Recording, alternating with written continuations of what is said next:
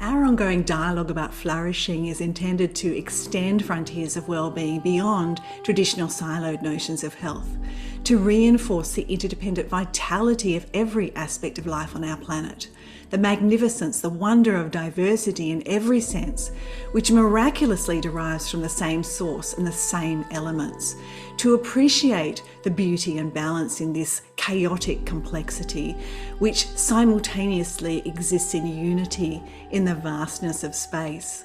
There is so much we don't understand, but we have never stopped trying. Yet, in our great technological strides, we have neglected, ignored, or devalued our spiritual development, our relationship with others, and with the natural world. So many of the structures and systems we have created do not support flourishing and may even undermine the reciprocity and relationships required for flourishing. Now we are at a point of crisis, from the health of our physical, mental, and spiritual health to the safety, fairness, and cohesion of our communities, and to the health of every ecosystem, from the smallest microbial communities to the large-scale planetary systems. These are all experiencing disruption and imbalance as a result of our actions or neglect, whether deliberate or through ignorance or apathy.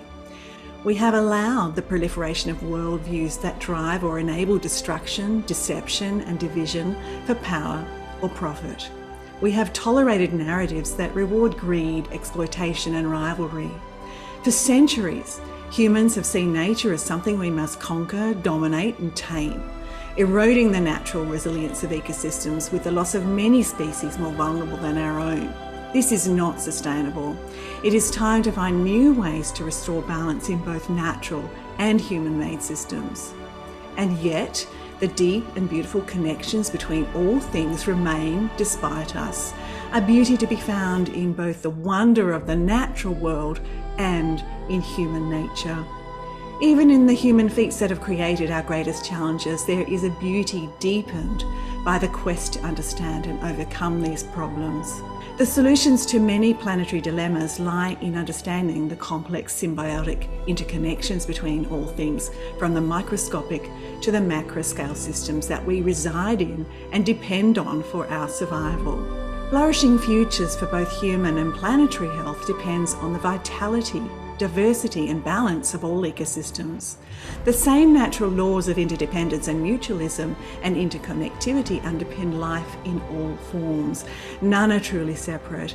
Diversity and mutualism buffer and protect us. They stabilize environments and make us more resilient to change and to threats in our physical and social environments alike. Strangely, the story of microbes, which are everywhere, is a good example of how everything is interconnected in ways that were once beyond our awareness. We can see the same patterns repeated on every level, governing biology and behaviour, fractals of life, recurring at progressively larger and smaller scales. Working together with nature is arguably our best path in overcoming our many modern challenges. What we can learn from nature, large and small, we might apply to society and to our own deeper journey of self-awareness. But to truly evolve, we must elevate our consciousness above the level that created our problems. In this, the most important thing for us to realise is that the human heart is the key. Not just for deeper caring, kindness, and compassion, but for greater unity, connection, inspiration, and love. It is true to say that with more love, all our problems would be more easily solved. And in the process, we have the opportunity to truly evolve. So this is not the time to lament our past follies, but to look forward and not repeat the same mistakes, to work together, to use knowledge more wisely, to listen to age-old wisdom as we make new discoveries, to bring the heart back to science and the caring back to life. In this, we can reframe our follies as a doorway of opportunity we may not have otherwise had. For thousands of years, from countless cultures, the gentle message has been the same. We need to look within to find the answers to life. So we must all ask, what kind of life do we want? And those answers lie within all of us. So our conference will explore many aspects of flourishing for people, places and planet, beginning in this session with the need for integrated whole systems approaches. It is also my pleasure to announce a new special issue in Challenges Journal that calls for papers on the relationship between sustainability and inner development, specifically to promote more integrated worldviews, paradigms and actions. And we are working with the Inner Development Goals community on this, so please consider contributing.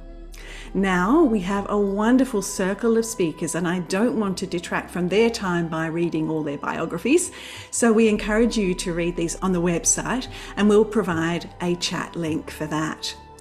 But I do want to announce that our first speaker, Nalini Nadkarni, is the star of our most recent Nova interview in Challenges, where you can read her incredible story.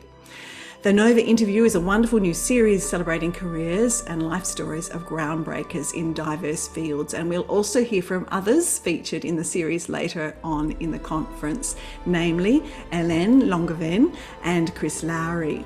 But for now, it is my great pleasure to welcome Nalini to take the mic and start our wonderful conversation on tapestry thinking. Thank you, Nalini.